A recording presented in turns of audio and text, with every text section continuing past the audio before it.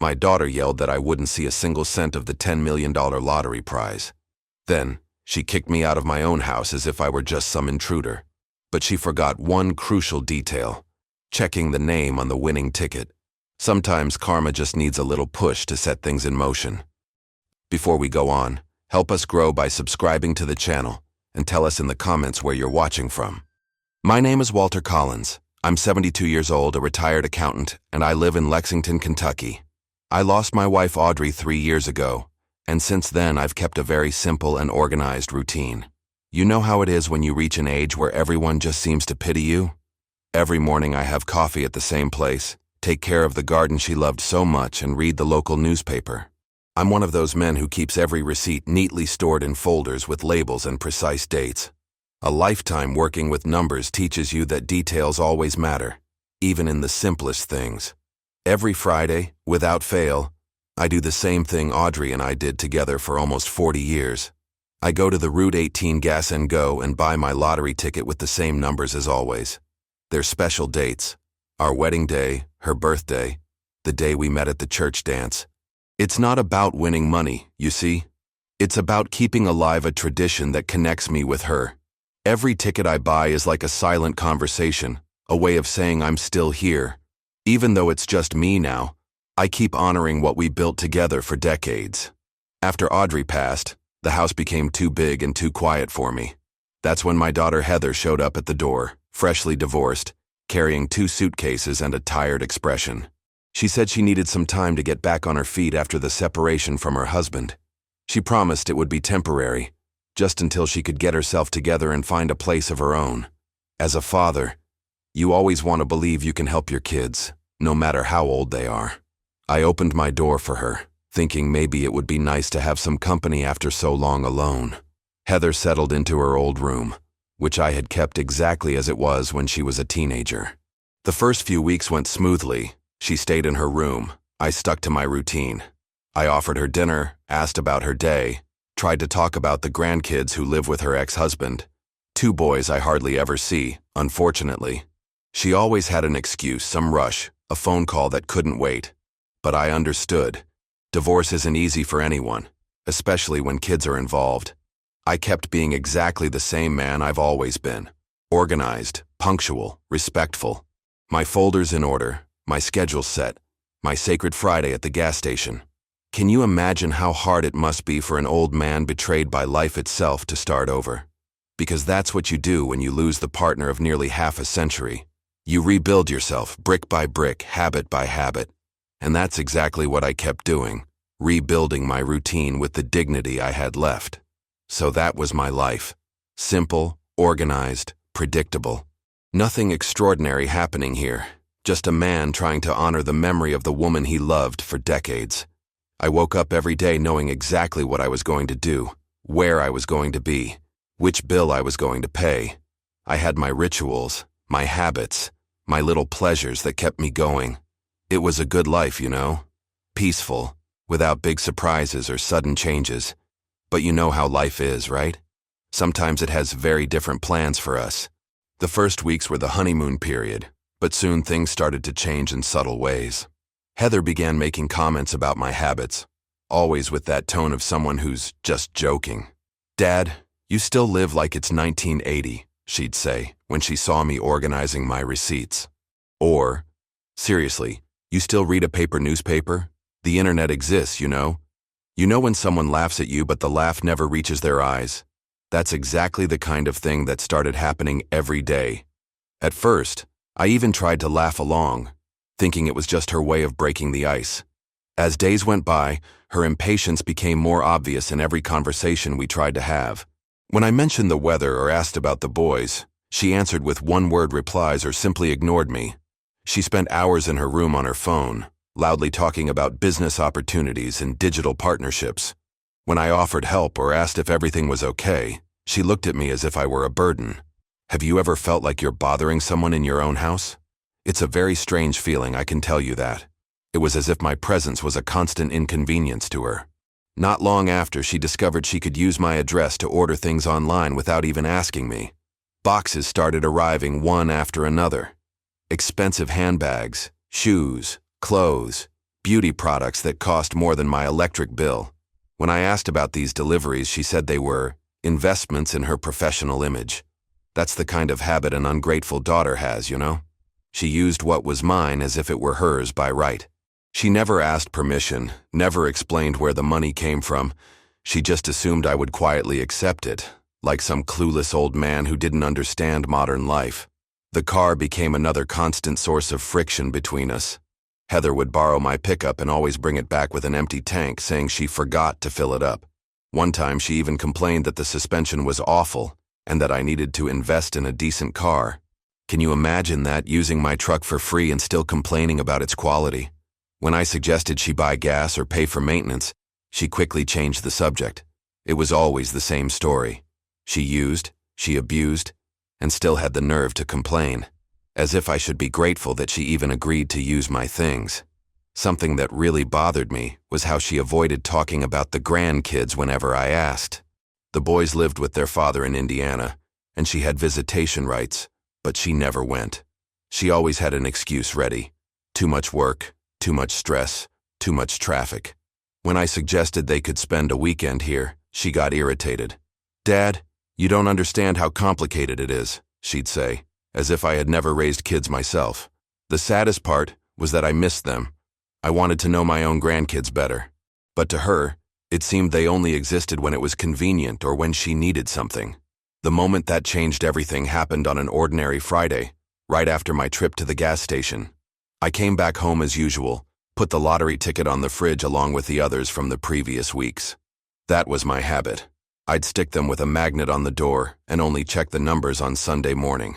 On that particular day, I was in the garden watering Audrey's plants when I heard a strange noise coming from the kitchen. I thought it was just Heather going through things, but there was something different in the air, an energy I couldn't quite place, but it made me uneasy. I found her standing in front of the fridge holding my lottery ticket. She was looking back and forth between her phone and the slip of paper, as if she were checking something important. "Hey, Dad," she said with a strange smile on her face. "Just taking a look at your tickets here." Her tone was different, more excited, more interested in my things than usual. I asked if everything was okay, and she just laughed in a way I couldn't figure out. "It's fine, Dad. Everything's great." It wasn't until Sunday that she came into the kitchen while I was having breakfast. "Dad, did you check this week's lottery numbers yet?" she asked in an oddly sweet voice. I said no, that it was my Sunday ritual to check them calmly. She insisted we check together, said it would be fun. I grabbed the ticket from the fridge and started comparing it with the numbers in the newspaper. One by one, every number matched perfectly. $10 million.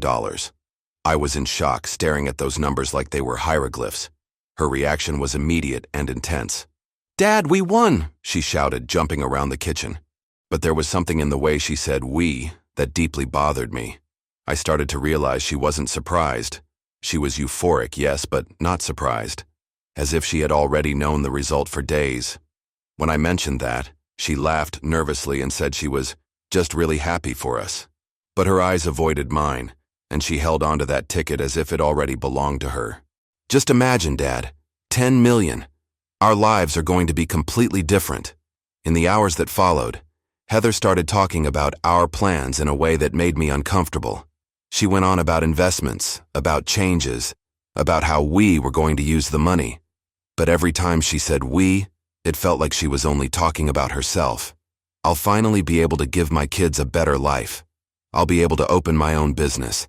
I'll never have to worry about money again."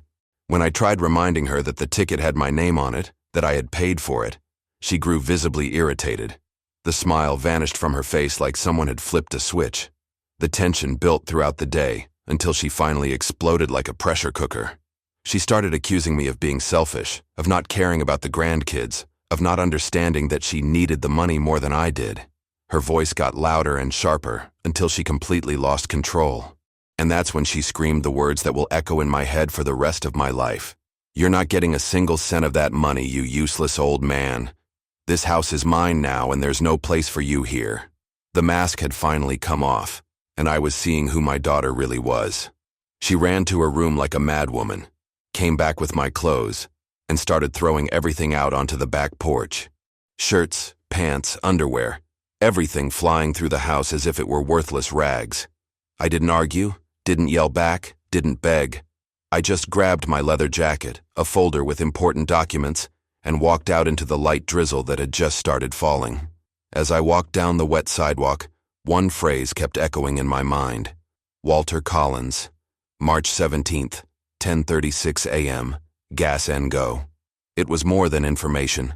It was my identity, my proof that I still existed. I spent the first night sleeping in my car, parked near the public library in Lexington. The rain tapped on the roof like a sad song, and I just sat there thinking about how everything had fallen apart so quickly. But you know what's funny? I wasn't angry. I had a mental clarity I hadn't felt in years. It was as if the betrayal had cleared away a fog I didn't even know was there. For the first time in a long while, I knew exactly what I needed to do. Silent revenge wouldn't be emotional. It wouldn't be impulsive. It would be methodical, just like I'd always been in life.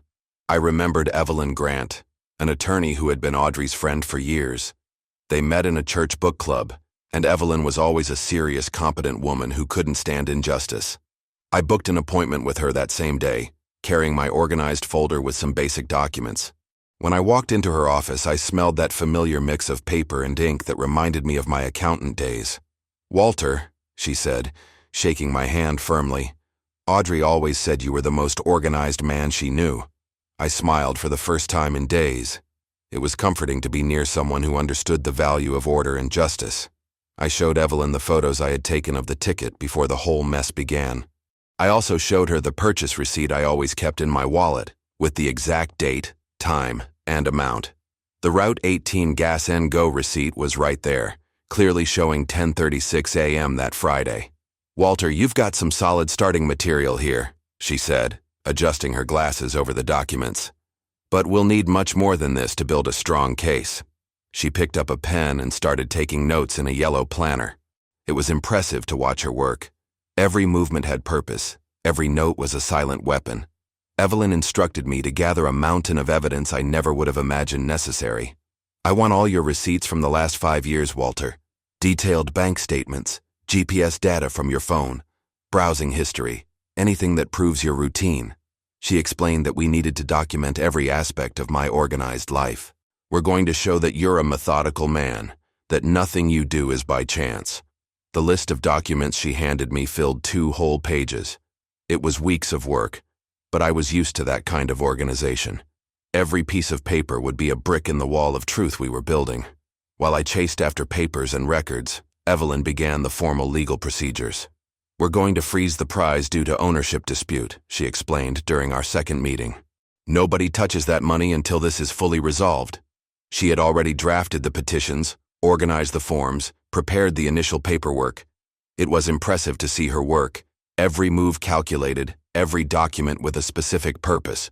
"From now on, Walter, you don't talk about this with anyone. Leave it to me."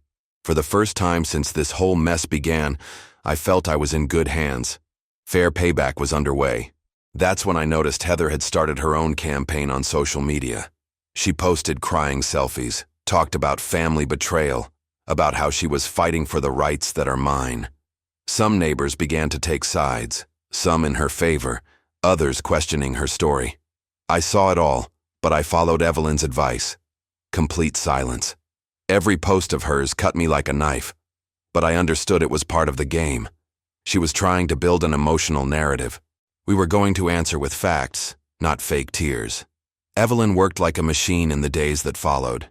She sent legal notices to banks, the state lottery, notary offices, real estate agencies, demanding the preservation of all evidence related to the case.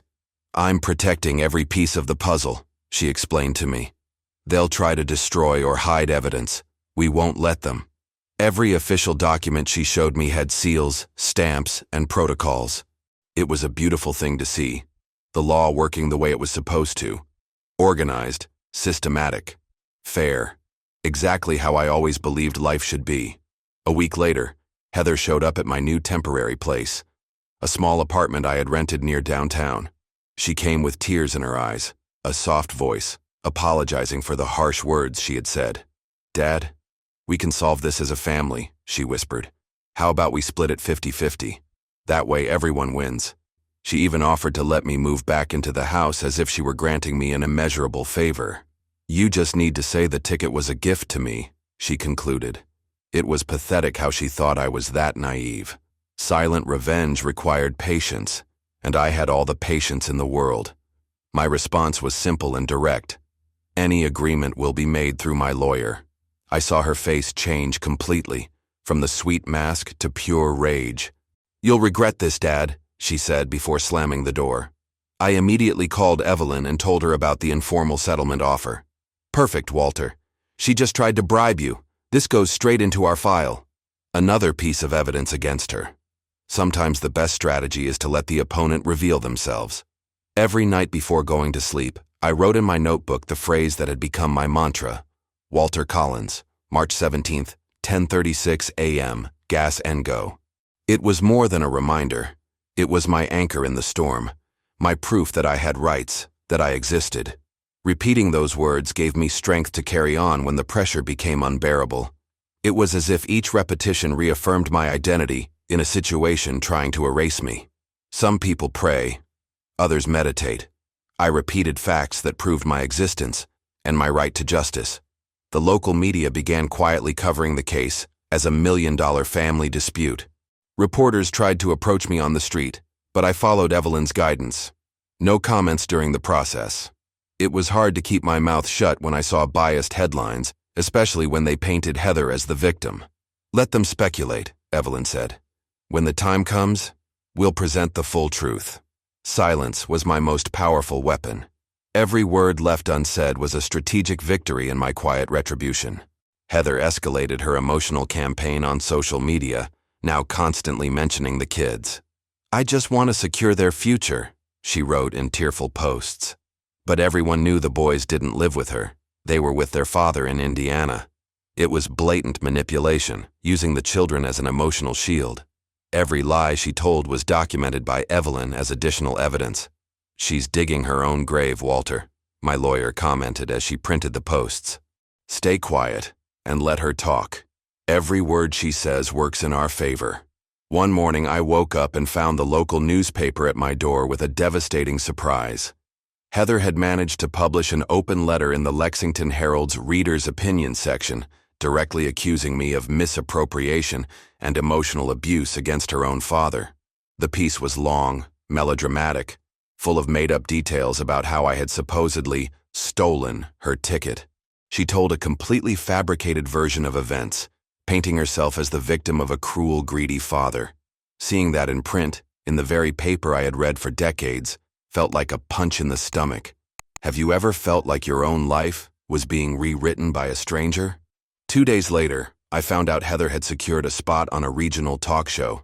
The program was called Kentucky Morning, and she went there to give an emotional speech about family rights and protecting vulnerable seniors. I watched from the TV in my apartment, seeing my own daughter lie shamelessly to thousands of people. She cried at the right moments, paused dramatically, used every emotional trick in the book. "My father is confused," she said through tears. "He doesn't understand that this money could change his grandchildren's lives." Evelyn called me as soon as the program ended. "Walter, don't respond to anything.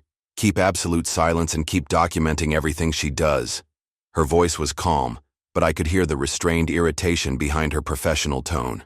"She's overexposing herself, making mistakes. Every public appearance she makes is more evidence for us." And Evelyn was right. The more Heather spoke, the more she contradicted herself. My job was simply to stay quiet and let her hang herself with her own lies. But Heather didn't stop there. She started manipulating distant relatives, calling uncles and cousins I hadn't seen in years.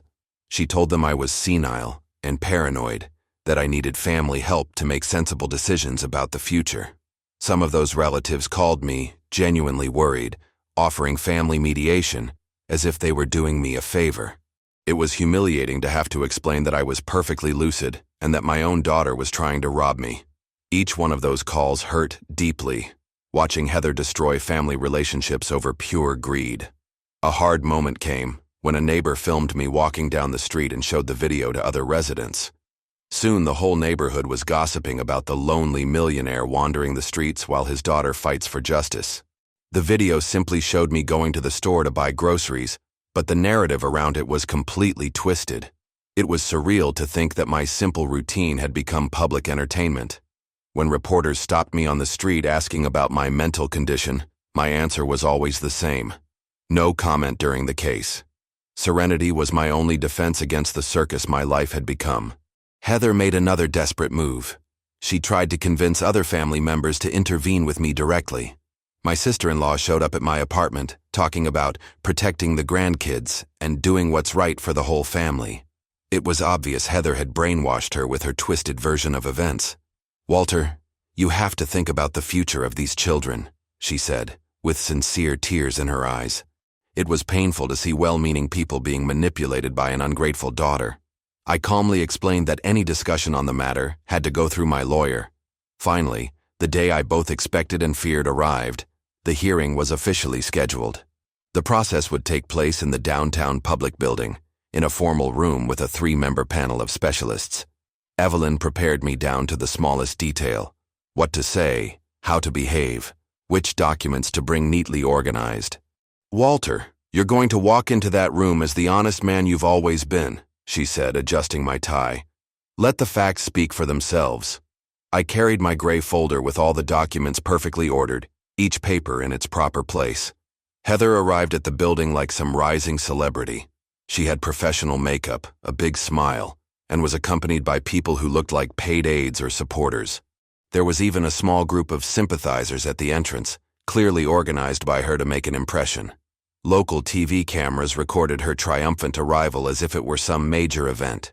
She waved, gave quick interviews, posed for photos as if she had already won the case. It was a pathetic spectacle, but effective for those who didn't know the truth behind the theater. I arrived quietly, alone, carrying only my gray folder and a calm look. No fanfare, no supporters, no cheap theater. Just a 72-year-old man with a clear conscience and irrefutable evidence in his hands. Some journalists tried to provoke me with questions, but I kept my usual silence. Evelyn met me at the entrance, and we walked together to the hearing room with firm steps. "Remember what we discussed, Walter," she whispered. "Let her speak first. Let her expose herself completely." The panel began the proceedings with the solemnity a $1-million case deserved. "We are here for facts, not emotions," said the chairman, a gray-haired man with a stern expression. The room was packed: journalists, onlookers, Heather's supporters, and even some neighbors who came to watch the show. I felt like I was on trial, even though I was the real victim.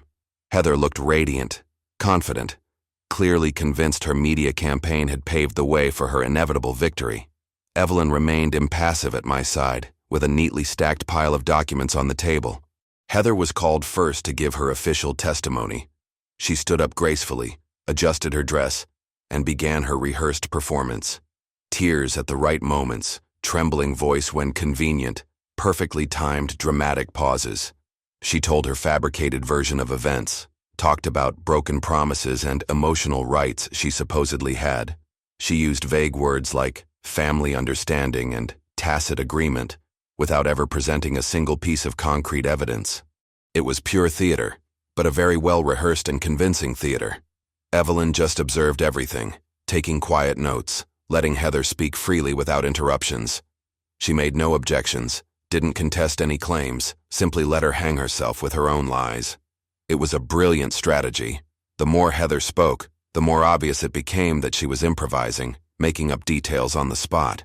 The panel began asking specific questions about dates, times, and actual material evidence. Heather stammered, contradicted herself, asked for a moment to remember details she should have known by heart. The truth was emerging naturally, without us needing to force a single thing. Evelyn smiled discreetly. Our silent revenge was working perfectly. When it was Evelyn's turn to present our defense, the atmosphere in the room shifted completely.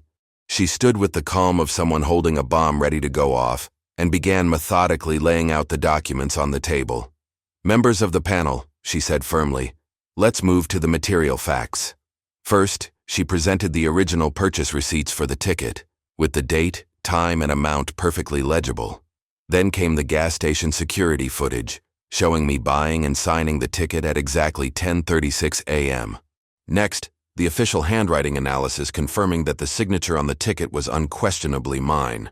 Heather tried to fight back with screenshots of vague messages and emotional memories that proved absolutely nothing. "But he always said he'd do anything for me," she insisted, now with far less convincing tears. This was a gift, a gesture of paternal love. Evelyn simply waited for her to finish and asked, "Where is the material evidence of this alleged gift?" Heather stammered, muttered about family understandings and verbal promises. The panel asked for documents, contracts, any concrete proof. She had nothing but empty words and well-rehearsed lies. The most telling moment came when the panel asked directly, "Ms. Heather, do you have any material evidence that this ticket was a gift?" The silence that followed was deafening. She looked to her supporters, her aides, the journalists, as if someone might conjure evidence out of thin air. Well, it's just," she stammered like a child caught red-handed. "Families don't need contracts to prove love, do they?" The chairman adjusted his glasses and said dryly, "In legal matters involving $10 million, they do." It was in that moment that I realized Heather finally understood she had lost. Through the entire process, I remained completely silent, exactly as Evelyn had instructed. I didn't try to defend, explain, or justify anything. I simply sat there, a calm, 72-year-old man, while the truth spoke for itself. It was astonishing how silence could be more powerful than 1,000 words of excuses or pleas. Every time Heather looked at me, waiting for some emotional reaction, I just kept my serene expression. Evelyn conducted everything with the precision of a maestro leading a symphony of justice. Heather made one last desperate emotional plea. "Gentlemen, my father always said he'd do anything for me and for his grandchildren. This ticket was bought with that intention." It was pathetic to watch her still trying to twist the situation with cheap sentimentality. But Evelyn was ready for this decisive moment of our legal retribution. She opened a folder and said, "Since the defense mentioned intentions, I would like to present this evidence." It was Heather's attempt to forge a donation letter, with an altered date and handwriting clearly imitated. This letter was found in Ms. Heather's trash 3 days after the drawing. The room fell into a sepulchral silence as the evidence of attempted forgery was revealed. Heather turned pale as if she had seen a ghost. Her supporters began whispering among themselves. Journalists scribbled furiously. "This constitutes attempted document fraud," declared the chairman of the panel with absolute gravity. Heather tried to deny it, claiming she didn't know how that ended up in her trash, that someone was trying to frame her. But it was far too late. Her credibility was completely destroyed. Not only had she failed to prove any right to the ticket, but she had also been caught trying to forge evidence. After only 15 minutes of deliberation, the panel returned with the verdict. "Based on the evidence presented," announced the chairman, "we determine that Walter Collins is the rightful holder of the $10 million state lottery prize. Additionally, we order that Ms. Heather Collins must immediately vacate the property owned by Mr. Walter Collins, since her stay was based on a fraudulent claim of rights to the prize." The decision was unanimous and final. Evelyn shook my hand discreetly, but I could hardly believe it was finally over. The truth had prevailed over manipulation, and I had regained not only my dignity, but also my home. Heather completely lost control when she heard the final ruling. "This is unfair," she shouted, jumping up like a cornered animal. "You don't understand anything about family. I'll take this to the media. I'll tell everyone the truth." Security guards stepped forward, but she kept screaming, "My father is senile. He shouldn't have the right to that money." It was both sad and embarrassing to see how she still didn't realize she had dug her own grave. The panel simply ignored her, as if she were a child throwing a tantrum in the middle of a courtroom. I simply smiled discreetly, thanked the commission with the manners my mother had taught me, and prepared to leave without a single word of revenge. There was no need for triumphant speeches or vengeful declarations. The law had spoken for me. Evelyn gathered the documents, stored the evidence, and we walked out of that courthouse together like two satisfied professionals. I felt lighter than I had in months. It wasn't about the money. It was about having my dignity restored, my truth recognized publicly. It was about an honest man defeating an ungrateful daughter who chose greed over love. Immediately after the hearing, Evelyn and I went to her office to formalize the next steps. "Walter, You need to protect this estate from future attempts, she said while preparing the legal documents. We're going to create an irrevocable trust with your grandchildren as the sole beneficiaries.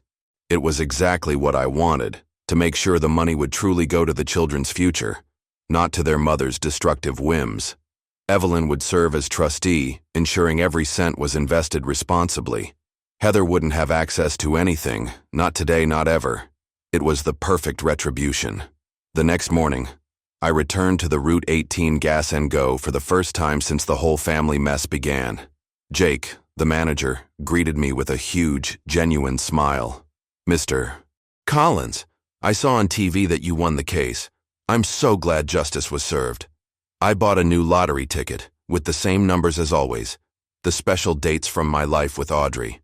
I carefully signed the back, as I always had, as I always would for as long as I had strength in my hands." "Same numbers as always, Mr. Collins?" Jake asked, as he handed me the ticket with respect. Back at my house, yes, my house, for the first time in weeks, I felt indescribable relief rushing through my veins. Heather had left during the hearing, leaving the key on the kitchen table along with a bitter note I didn't even bother to finish reading. I stuck the new ticket on the fridge with a magnet, exactly as I had before all this chaos began. I sat on the porch I had built with my own hands years ago, drank my coffee, and read the local paper. On the front page, there was a small note saying the family lottery case had been resolved in favor of the original purchaser. I called Evelyn to thank her once again, and my voice almost broke with emotion when she said, "Walter, it was an honor to defend an honest man. Audrey would be proud." 6 months after the hearing, my life had returned to the calm rhythm I had always preferred. I woke up at 6:30, had coffee while reading the paper, tended to Audrey's plants in the garden she loved so much. My routine was sacred. On Wednesdays and Saturdays, I went to the Route 18 Gas and Go to buy my ticket with the same numbers as always. Jake always greeted me with respect, and I carefully signed the back, just as I had learned to do decades ago. The only difference now was that I had peace of mind. No one questioned my rights. No one tried to manipulate me. 3 months later, the grandkids finally came to visit me on a Sunday, just like we used to before all the chaos. Their father, my ex-son-in-law David, brought them over and stayed for lunch. It was hard explaining to them, in simple words, why their mother no longer lived with me. "Grandpa," the youngest asked, "why did Mom get mad at you?" I answered as honestly as I could. "Sometimes people change when a lot of money comes around, son." David thanked me for setting up the trust for the kids. Evelyn sent me quarterly updates about the trust, and everything was working perfectly. The money was invested conservatively and safely, generating returns that would guarantee my 3 grandkids' college education. She had set clear rules. The funds could only be used for education, medical emergencies, or to buy each child's first home when they turned 25. Heather had no legal access whatsoever, no matter how many lawyers she hired or how many lies she invented. It was exactly the future I wanted for my grandkids, financial security managed by someone responsible. As for Heather, I heard from neighbors that she had moved into a small apartment on the other side of town. She tried a few jobs, but her reputation was tarnished after all the media coverage of the case. Some said she was still bad-mouthing me on social media, making up new versions of the story, trying to paint herself as the victim. Others said she had gone to different lawyers, trying to find some loophole to contest the verdict. But I didn't worry anymore. The truth had been officially established, documented, recorded. I kept organizing my folders exactly as I always had, with handwritten labels and papers filed by date. And now, sitting on the porch of my house, with my coffee cooling and the paper folded on my lap, I can say with absolute certainty, Walter Collins, March 17th, 10:36 a.m., Gas and Go. I signed what was mine. It's not just a phrase. It's my identity, my truth, my legacy. I spent 72 years on this earth being honest, working hard, taking care of my family. When everything collapsed, when my own daughter tried to steal from me, those simple words saved me. They proved that I exist, that I matter, that my version of the truth is worth something. And in the end, that's all a man can ask for.